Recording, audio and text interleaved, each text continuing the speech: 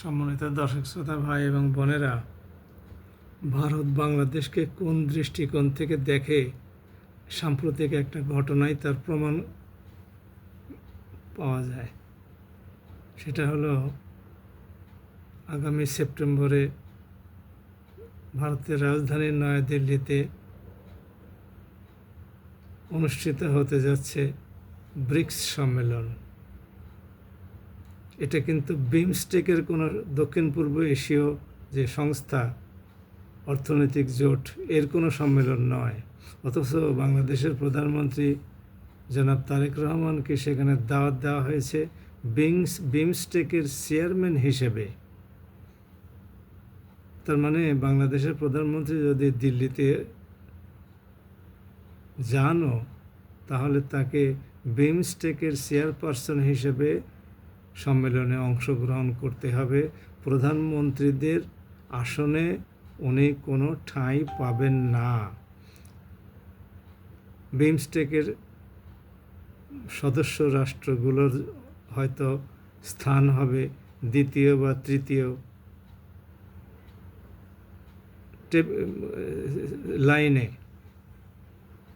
তো এই অবস্থাতে বাংলাদেশের প্রধানমন্ত্রী, নির্বাচিত প্রধানমন্ত্রী, সেই সম্মেলনে গিয়ে নিঃসন্দেহে অপমানিত হবেন। যে কেউ অপমানিত হবে, কারণ উনি যে সম্মেলনে যাচ্ছেন সেই সম্মেলনের তো বাংলাদেশ সদস্য নয়।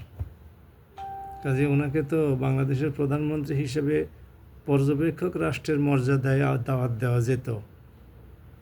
বাংলাদেশ পর্যবেক্ষক রাষ্ট্র হিসেবে থাকতো। ব্রিক্সে যোগদান করার আবেদন করলে ভারত সমর্থন দিত না। অতীতে দেয় নাই তো, দিত না। চীন সমর্থন দিত, রাশিয়া সমর্থন দিত, সাউথ আফ্রিকা সমর্থন দিত, ইরান, সৌদি আরব, সংযুক্ত আরব আমিরাত, এরা সমর্থন দিত। ভারত সমর্থন দিত না, কাজে হতো না, ফিরে আসতো। এই অবস্থাতে তারেক রহমান সাহেবের নয়াদিল্লিতে যাওয়া উচিত হবে কি না, সেটা সরকার প্রধান হিসেবে উনিই ভালো বলতে পারবেন। উনি কি সিদ্ধান্ত নেন।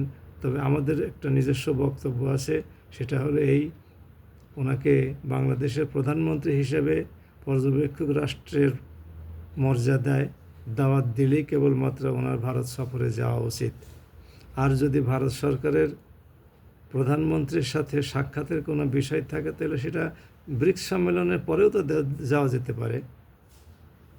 তবে বাংলাদেশ সরকারের প্রধানমন্ত্রীর উচিত পশ্চিমা বিশ্ব, আমেরিকা, জাপান, অস্ট্রেলিয়া, তুরস্ক, সৌদি আরব, কাতার, এই সমস্ত দেশ সফর করে তারপরে ভারত সফরে যাওয়া উচিত। কারণ এই সমস্ত দেশের সাথে আমাদের বাণিজ্য অনেক বেশি। ভারতের সাথে আমাদের বাণিজ্য আছে শুধু আমাদের চিকিৎসা, ভ্রমণ ভিসা, পেঁয়াজ, গম, তেল আমদানি, বিদ্যুৎ আমদানি, এই সমস্ত বিষয়। তার মানে বাংলাদেশের ফরেন কারেন্সি এগুলো বাংলাদেশে রপ্তানি করার মাধ্যমে এবং ভ্রমণ ভিসা বা মেডিকেল ভিসা দেওয়ার মাধ্যমে শুধু ভারত অর্জনই করে।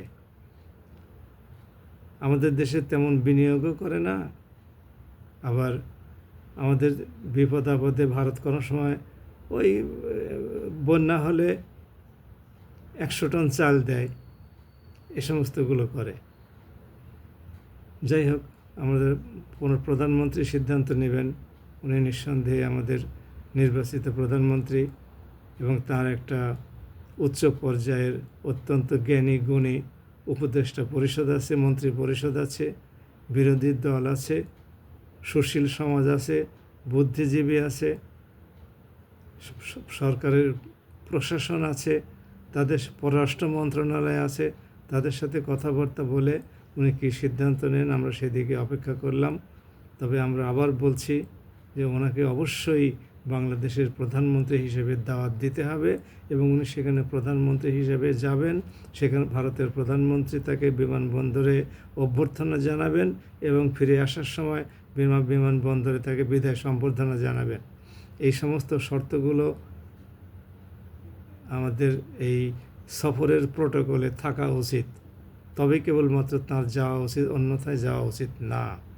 বিমস্টেকের কোনো সম্মেলন হলে চেয়ারপারসন হিসেবে উনি যাবেন, এতে আমাদের কোনো আপত্তি নেই। সেটা ভারত হতে পারে, বিমস্টেকের অন্যান্য থাইল্যান্ড সদস্য রাষ্ট্র আছে, মায়ানমার, থাইল্যান্ড, এ সমস্ত দেশে হতে পারে, সেখানে উনি যাবেন, আমাদের কোনো আপত্তি নেই। সবাই ভালো থাকুন। আসসালামু আলাইকুম ওয়া রাহমাতুল্লাহ।